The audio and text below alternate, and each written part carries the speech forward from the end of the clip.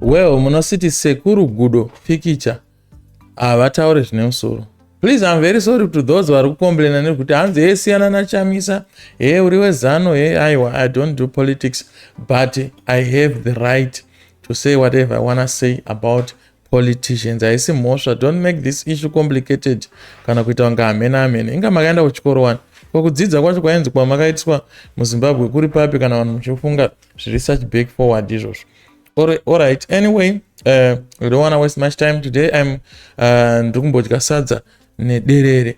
So, I have a very important topic that I want to talk about. So, listen very carefully and listen to the end, because there are two things which are going to happen here.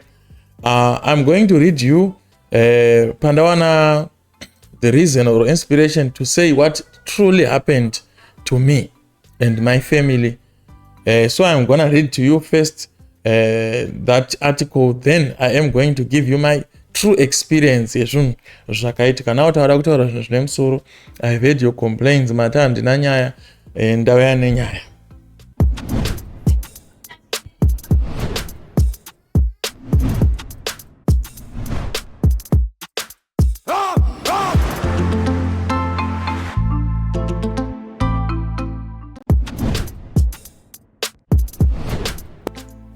Okay guys, so we are back right now. So I have this article that I have to read. Article ine chekuita nenyaya dzekuscam. I didn't know whether it is scamming until recently.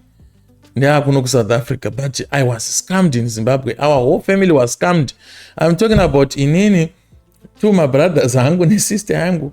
I'm talking about mdara wangu. I'm talking about some other family members. I'm not going to say their names, but they had a lot of money and they wanted to do something with that money, and we were scammed, guys. I am going to be telling you about that. And kuti zvakafamba sei, chi chakaitika exactly. So I am going to start with this article iri pana yakanzi Harare businessman scammed of US 100k by a magician promising triple returns. So this is exactly what happened to us. A Harare businessman has found himself in a financial nightmare after losing 100,000 US to a so-called magician who promised to triple his money. The scheme, which seemed too good to be true, ended with the businessman counting significant losses and the alleged fraudster Jean Piri Kingombe facing charges in court. Luckily, he was caught, but let's find out what happened. A fool and his money. The 49-year-old suspect from the Democratic Republic of Congo appeared before a Harare magistrate this week, charged with the fraud. The court heard that Kingombe had convinced the businessman, whose identity remains unclosed, that he possessed magical powers capable of multiplying money. Yedu mchainzwa. Content. This is a true story. If you like true things, I'm gonna give it to you. But there was no point that I was going to share true experiences with a small audience. This is why I was trying by all means to grow my YouTube channel, so that in Park Society it helps you a lot. So ZBC reports that according to the prosecution, the two were introduced last year and a demonstration was arranged to prove the Kingombe abilities. The accused reportedly transformed $10 into $30 US, which he then shared with the complainant, earning his trust and setting the stage for the larger scam. Also, didn't we about what you can do?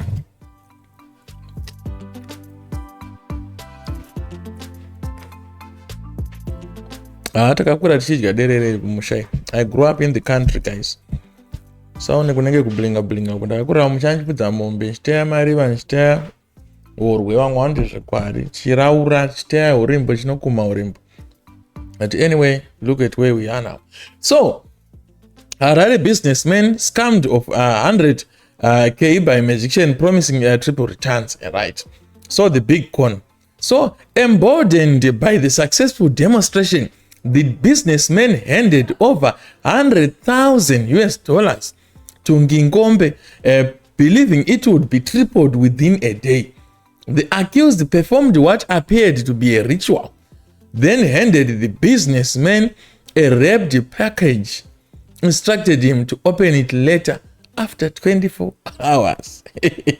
So businessman vakapanga ichi 100k cash and mari ichadzoka ya times 3 after 24 hours. And it. So when the anxious businessman vapo chimwe chipaketi chakaputurwa kanzi unozochivhura after chi unozochivhura after 24 hours. Sometimes you try to find out kuti munhu ane brains kutsvaga mari 100k ko brain idzodzo dzinozokurirwa sei? So simple.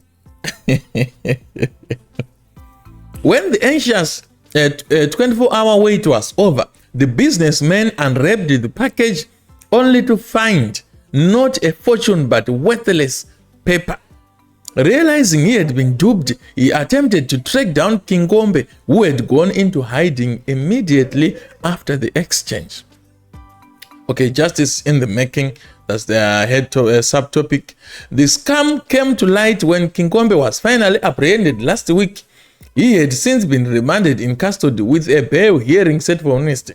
Detectives involved in the case have warned the public not to be wary of such schemes. Scammers often prey on individuals' desires for quick money. Always verify the legitimacy of any financial proposition, advised a police detective. The businessman, now a cautionary tale, has chosen to remain anonymous, but his story underscores a universal truth. It sounds too good to be true. It probably is. Right? Rakanomborwa msowa wangu uyu ndo andapinda mune yangu ine akaunti yakaitika.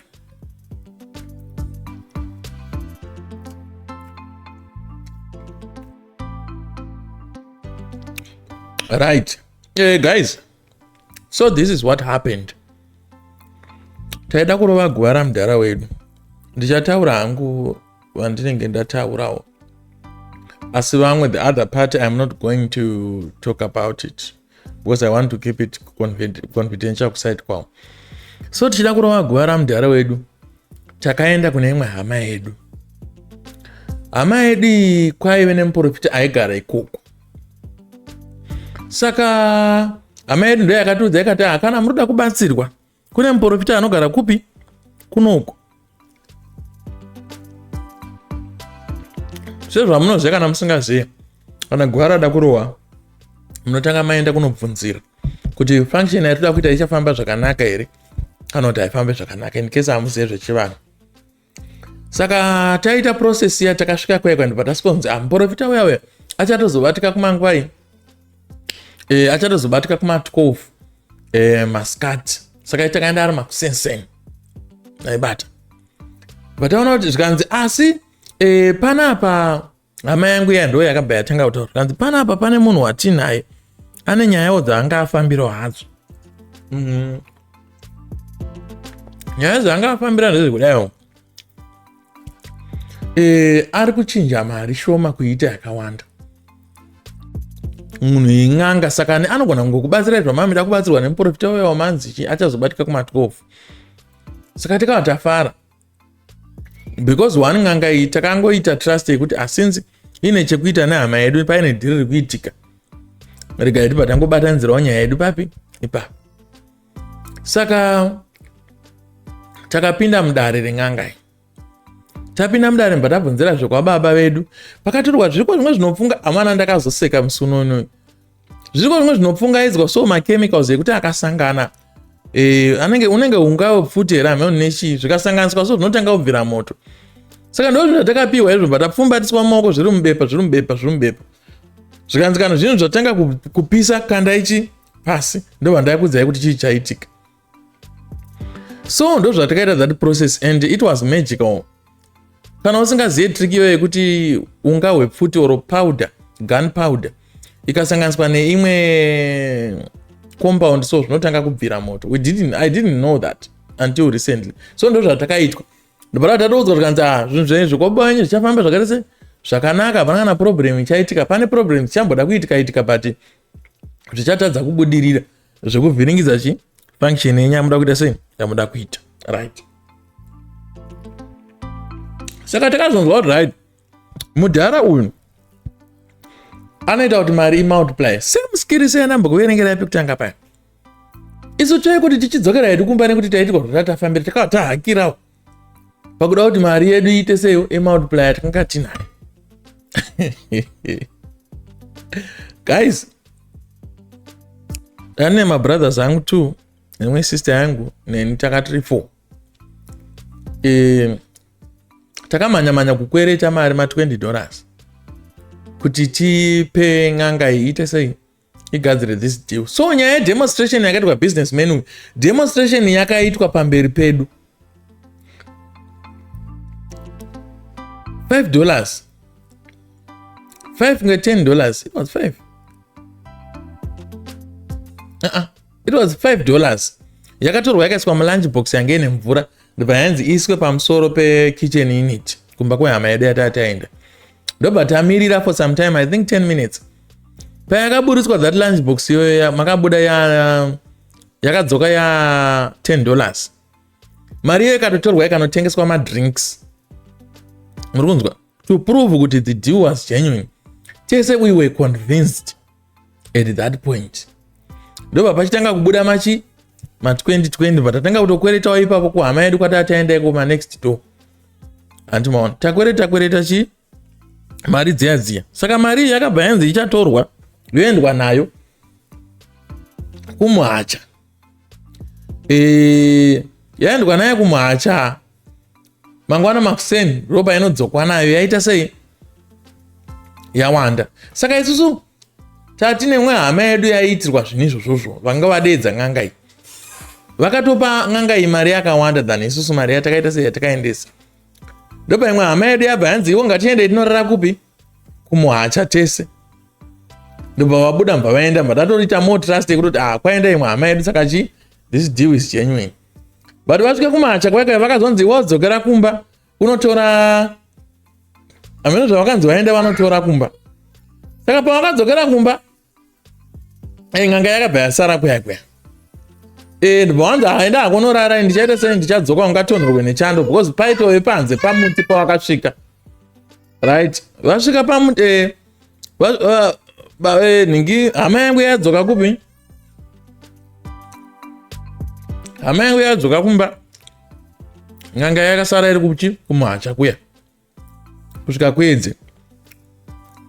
Isitamirira ka kuti ng'anga iri kuya makuseni kungave munhu, hakuna munhu akauya.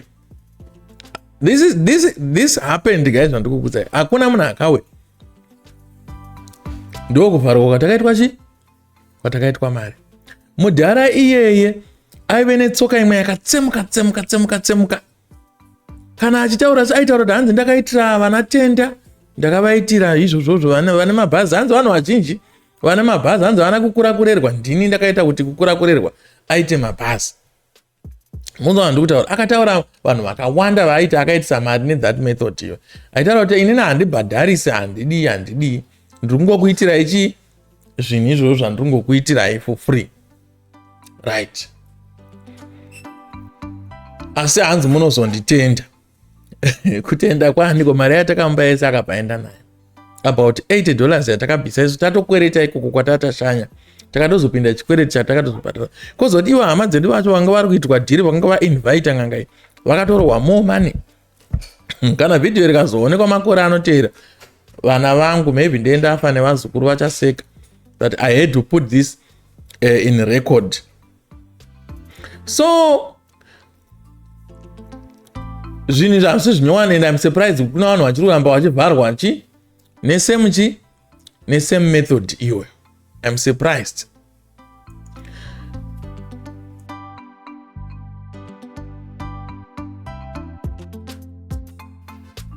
Right?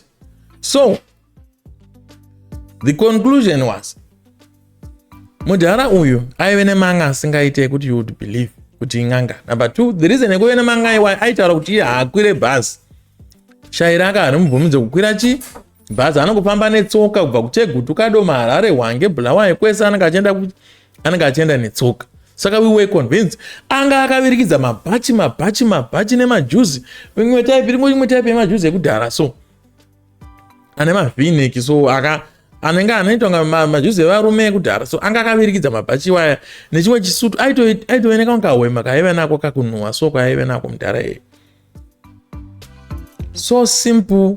Takavharwa magraduates papatore magraduates takavharwa ndare yakarova pasina mari. Takazonzwa kuti asungwa ari kucentral amenoti anga atamba ani mumutyiribidi akadi ina hadazodzifambira hangu but hama yangu iyo ndoinenge yanzi yakazoenda here akazonodii zvitonzi hanzi azoburiswa zvichinzi aonekwa kunzi murwere wepfungwa. Can you believe that? Can you believe that? So this tricky, I also after some years, I think pane munhu wanakambotaura ndo panakanzwa kuti kasikiri kanotoitwa kanotogara kachitoitwa vanhu vachitoita sei vachitorwa pasi petsoka. Saka guys, if you watch this video, please share it and I hope you have understood. I was shocked and I was actually triggered panangoona this nyaya iyi ndikati let me share my true experience with you about this. If it's possible ndikazosangana vamwe vanhu vatakabvarwa navo, I am going to put an update kuti ningu uyu anga aripo chimbotaurawo zvakaitika. So this is funny. This world is so small and zvinhu zvinongoramba zvichingoitika same thing over and over again. Zvakamboitika kuna vamwe vanhu. Iwo ukatoti wakwidibirwa nestyle inoyi mangwana chaiye or an hour later mumwe munhu anokwidibirwa nesame style.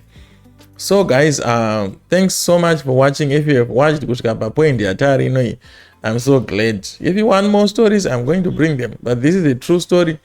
This has nothing to do with my views. I just thought maybe it would be helpful. So guys, until we meet again, thank you so much.